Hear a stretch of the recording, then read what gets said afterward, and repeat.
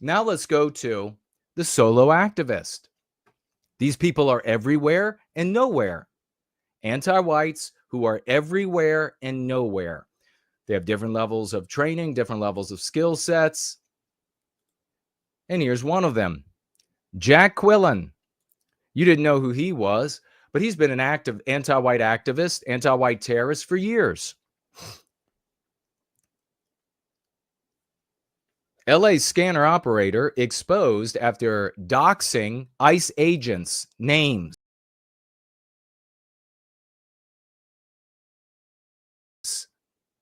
So you can find their families. This is important to know. This anti-white POS, anti-white terrorist, was doxing, giving out the names of the agents carrying out the raids, of the law officers carrying out the raids. When people have their names, people like violent anti-white, non-white gangs, it becomes easy. People with nothing to lose, people for whom human life has zero value, who will commit the most egregious imaginable human atrocity. Easy for them to then find these guys, their wives, their children.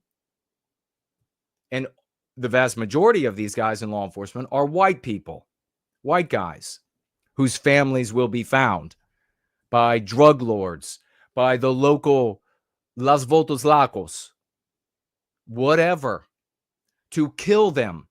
This white, anti-white garbage, human waste, was supplying the animals, the murderers, the miscreants, the rapists, with all the information they would need to find these people and their innocent family members. He was also jeopardizing the lives of almost entirely white officers carrying out their duties, white males carrying out their duties for immigration. Even local law enforcement and sheriffs participating in whatever way they participate. This guy was doxing where these events were going to be taking place, so that the murderers, so that the person who will take a shot with a pistol, who will throw a brick and cave someone's head in and make them a vegetable or kill them, will know where these white men will be showing up so that they can attack and murder them.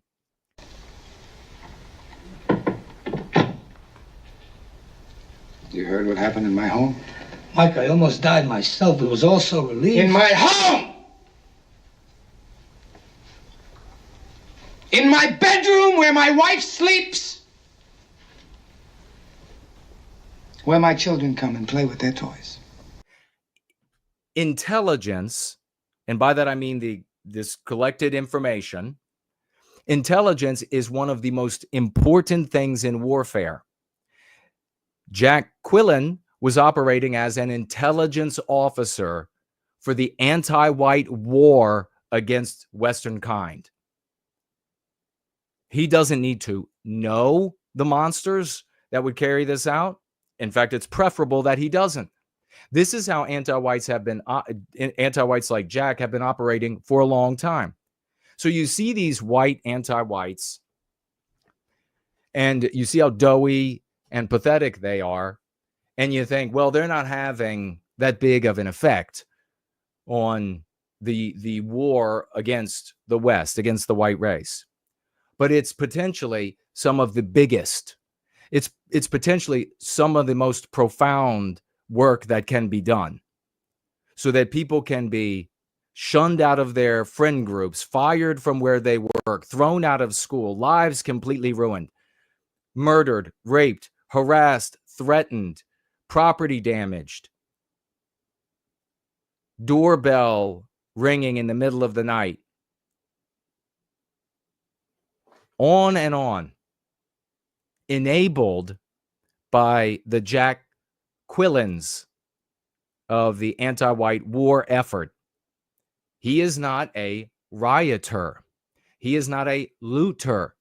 He is an anti-white terrorist. that in cooperation with other anti-whites who, in the midst of their anti-white terrorism, may also loot an Apple store or a Starbucks or two, is effectuating a very successful war against the white race and Western kind. Successful because the cucks and the schmucks won't focus on us. Neither one will talk about us and our victimization. Neither one will stand up for us. Jack Quillen, if you didn't hear, has been identified as the person behind the LA Scanner account on X, which shared live updates on ICE raids in Los Angeles following the intense backlash and threats after being doxxed. Quillen apologized now, and this is true if you read Prometheus Rising, or you haven't, you should. This is the way the devil acts. Our devil, the one that matters to our well-being. Whatever deprives us of well-being, that is our Satan. This is the way the devil acts. Vindictive, maniacal, lying, evil, duplicitous, and then when caught and caged, pusillanimous. Absolutely, we're abundant flow of words, voluble in the words of apology. I'm so sorry. I didn't know it would end up like this. It was never supposed to be this way. I'll do whatever I have to for restitution. That is how Satan talks. Anti-white Satan. And that's exactly how this little pig began to squeal. He's not some softy that got just embroiled in all of this. No, this is a hardcore anti-white, and he deserves everything that he brought upon those law officers and everybody else that he's doxxed. His family deserves everything that he brought upon the families. That's the way it is of the people he doxxed. The man behind the controversial social media account that posted live updates on immigration raids is identified as Jack Quillen, according to online investigators, after facing intense backlash and threats. So this is what happened. Other people decided to figure out who this one anti-white doxer was. They did. They released the information. And then suddenly, this maggot in the darkness suddenly had the light shined on him, this anti-white maggot. Suddenly, it was his family receiving phone calls and threats, banging on the door. Suddenly, it was reversed on him. And like the true coward anti-white that this pig is, he began to squeal. Please don't bother my family. I never knew anybody's families would get hurt. This is all lies. No one should believe a word that he says. What's important about Jack Quillen to understand when it comes to our advocacy, the things that we do for white well-being? He is only one of an innumerable number of these kinds of people. You're not going to be able to track them all down like this, not even a fraction. You're not going to scare them out of doing this kind of activity. They will continue. You need to go at something far more at the core of what the problem is. What gives birth to people like this, who will, in the darkness, malice and knowledge of forethought, inflict terror, anti-white terror, on the lives of those who either intentionally or unintentionally undermine anti-whiteism. In any way, trouble it, slow it down at all, intentionally or unintentionally. What is motivating them? Quote, I should not have posted the locations of ICE raids, and I will no longer do so.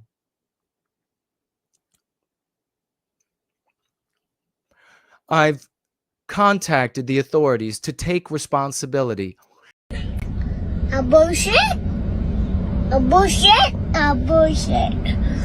A bullshit? And they are currently reviewing my account to determine if any laws are broken. If it is found that I have violated the law, I will cooperate fully and turn myself in.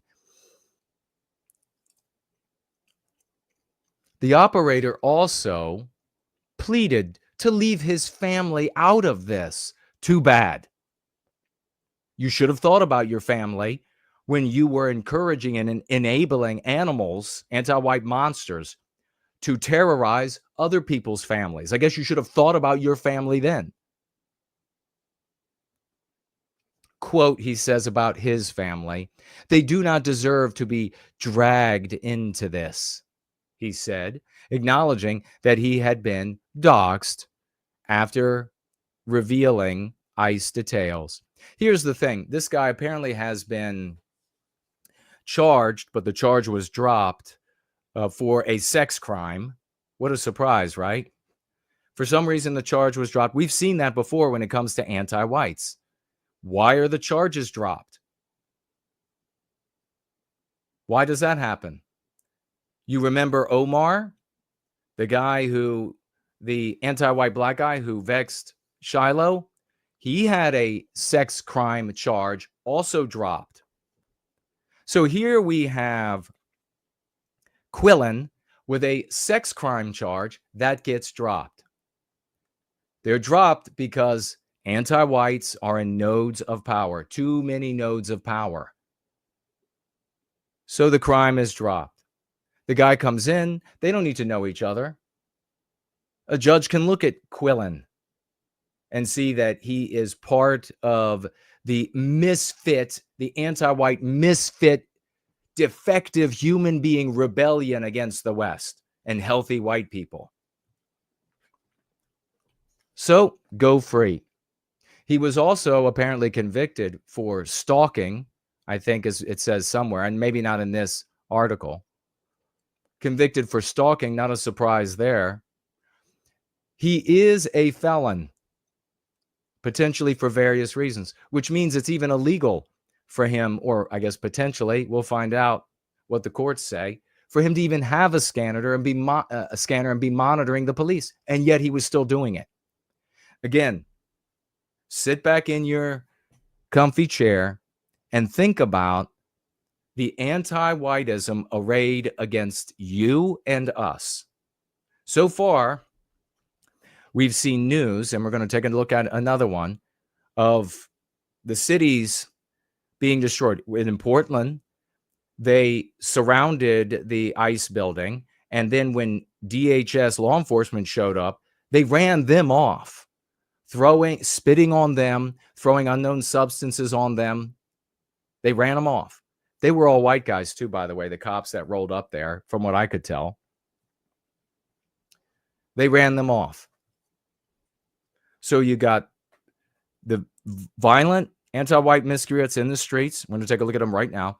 You have anti-whites like this, behind the scenes, under the scenes, dung beetles, hiding in the darkness everywhere.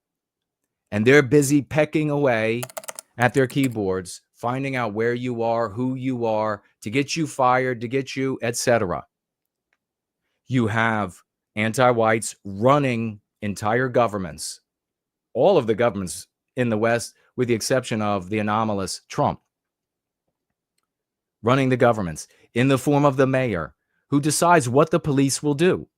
Will the police go to your house, but not to the anti-whites' house? The reason why I'm talking about this like this subject in this way, painting it out, so we can have the tools and the understanding that gives birth to the tools to equip ourselves against the reality. You're not building an army against this. You're not, these old vehicles and these old strategies, none of that is going to work against this. The politics of today, as you see from the young Republicans, is a Republican badge. That's all that matters. White people, not so much. Preserving our interests and what we need to have well-being, not so much. As long as it's a Republican in office, that's all we need. That's all we want. I just tweeted about Vivek Ramaswamy. Vivek Ramaswamy likened Newsom to George Wallace of Alabama. He said they're the same thing. And what makes them even more the same is they're both Democrats, but they're the same thing because of race. George Wallace was trying to protect white people from forced integration into the institutions that we made, that we built, that we need for our well-being. And the feds forced integration upon us, where it had been taking place incrementally for a long time. White people going out, even building schools for blacks. Never given a thank you for that. Building schools for them. White guys building roads to those schools for blacks. No thank you for that. No, they're not going to be there. They're going to be at your high school that you built for your kids. That's rightfully theirs. And we'll see that argument made by anti-whites as well.